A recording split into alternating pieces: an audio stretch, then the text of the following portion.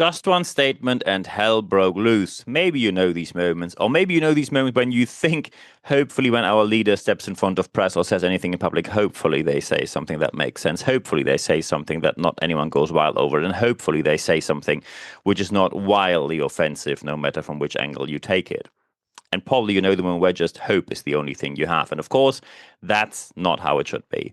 We're going to talk about how to handle leadership mistakes today. And the problem with leadership mistakes often is that often people who do these mistakes do not see that they've done these. So, of course, when we talk about leadership mistakes, we have to talk about a real world case here. And as usual, I'm always referring to the fair use. I'm allowed to quote what I'm going to quote right here. I'm going to quote actual media. I'm going to show you the real world media. When you're watching on YouTube or listening on Apple Podcasts, I'm going to tell you all of the real world media that reported on this. So when you now have a leader where you say, the last statement wasn't too great, and suddenly anyone goes wild over it, and you do not have to be a worldwide known politician. When we talk about handling leaders' mistakes, it means that you only need to be known in a certain circle of relevant people in your industry. One statement and anything can go wild from there, and sometimes for a very good reason. I give you a very simple example here. The situation was that the Bavarian Prime Minister Markus Söder sounds incredibly German because he is. What else do you expect from a Bavarian Prime Minister? And he said that without certain key industries, Germany would be as useless as a woman without her lower body parts. Yeah, that happened. If you think I made that up, I didn't. So first, you see it on YouTube right here. It's My Voice, My Choice.org. That's a website that usually has a good cause. They quoted, Germany without industry is like a woman without her reproductive organs. That's how they translated that into English. Not the 100% correct translation. However, they get the right point here. And of course, then other media pick it up as well. In this case here, Ground News that often summarize other news outlets there. And in this case, Ground News says that telling that this is unacceptable is right, but saying that it's sexist is not a take which I do not share. When you refer to anyone, no matter of what gender or gender identity, when you say person X is useless without their reproductive organs, that is sexist, no matter against which gender you go.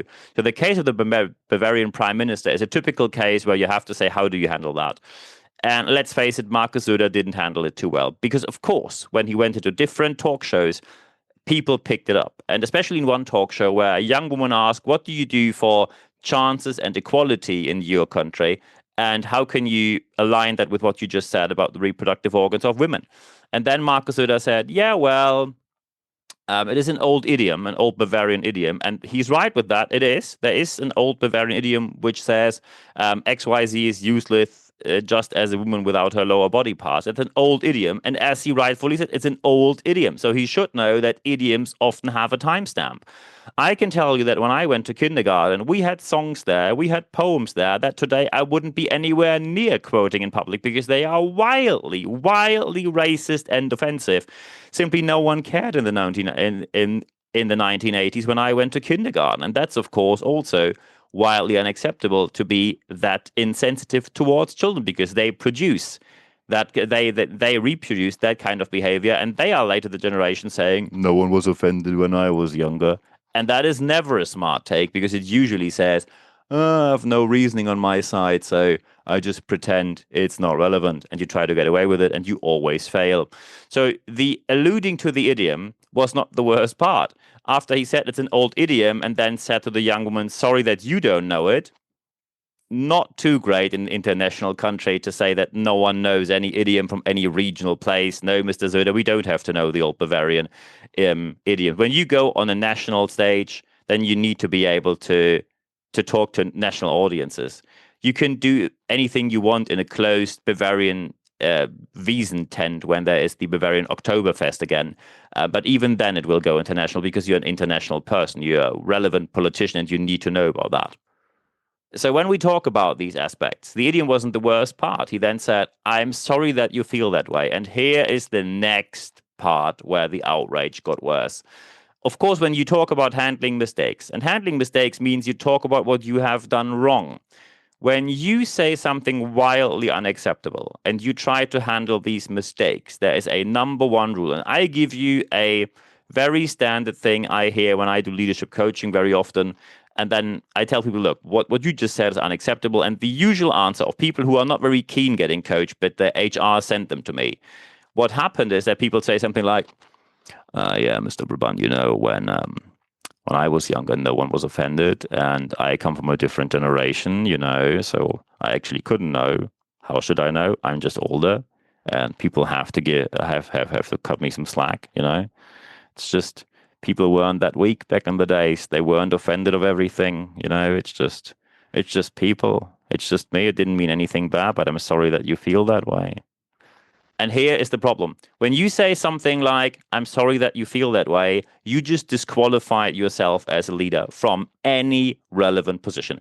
And the reason for that is pretty simple. The reason for that is when you say something like that, sorry that you feel this way, you blame the person you said something against about their feelings. You did the offense and you just switch the offender and the victim. It's a desperate attempt trying to get away with that. And of course, anyone immediately sees that and you fail brutally and you get torn apart 10 times more than before. So very important here is that there is no blaming when you made the mistakes. When you say, oh, I had a really bad day and, I was tired and I wasn't well prepared, and just stop the blaming of others. Simply say, I didn't see it that way back then, but now someone updated me on how it can be seen. I am very sorry that I said that. I shouldn't have said it. I am sorry. Full stop, moving on. And it's a non-story in media and the public, in your industry and anywhere else within 30 seconds or less. But when you say, yeah, sorry that you feel that way, and it's an old Bavarian idiom, you have to handle this because, it was there back in the day. So what's your problem then? You basically do the number one mistake. You do not give a serious apology. These pseudo-apologies are there all over the place. And as soon as you give these pseudo-apologies, people will get very angry with you, by the way, for a very good reason.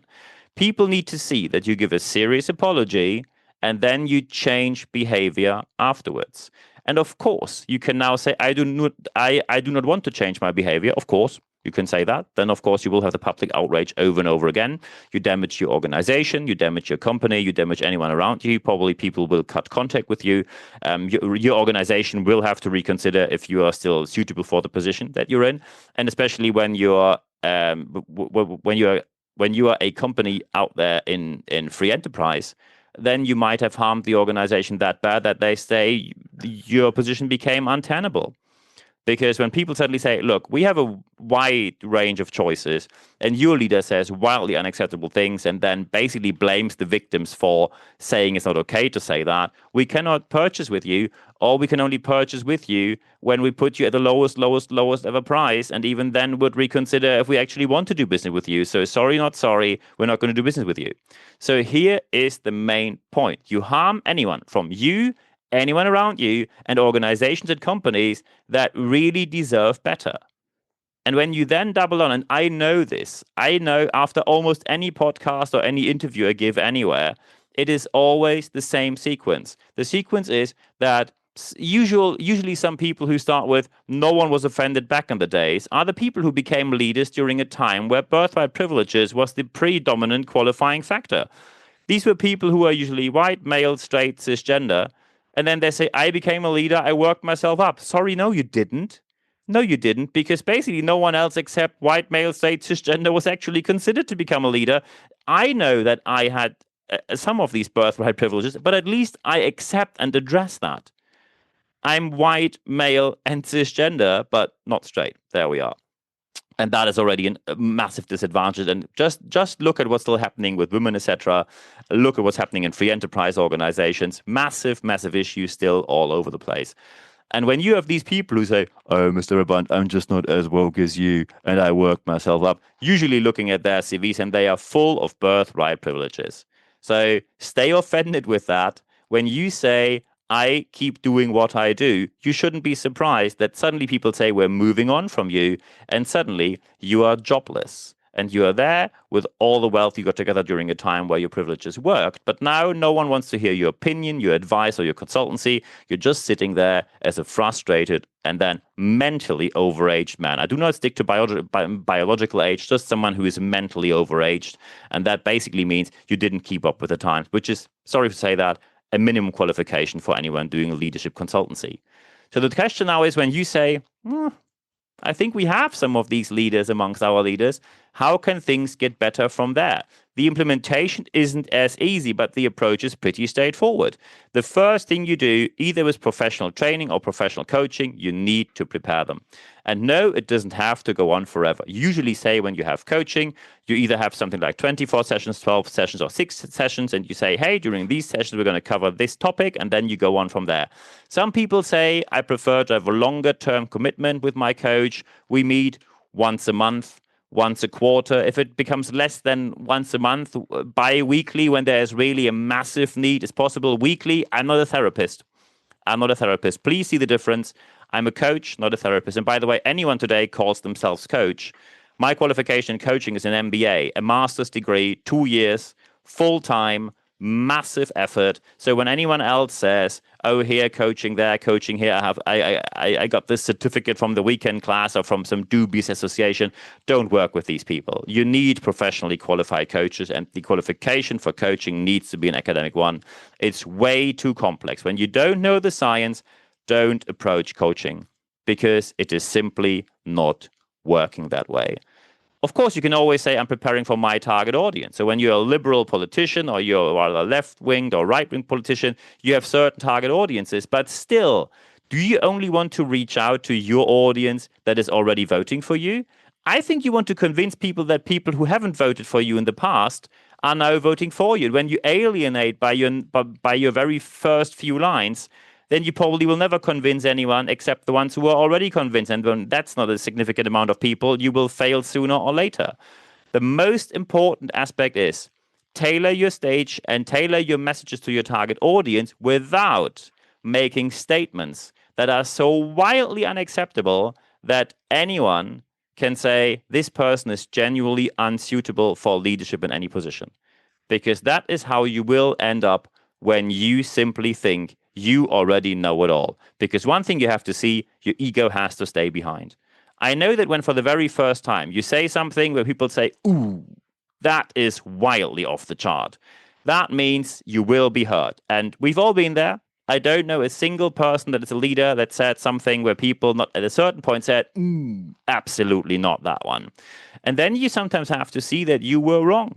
When I was in my beginning 20s and my career took off, I was one of the people who said, when you work hard, anyone has a career. Career is only about working hard, nothing else.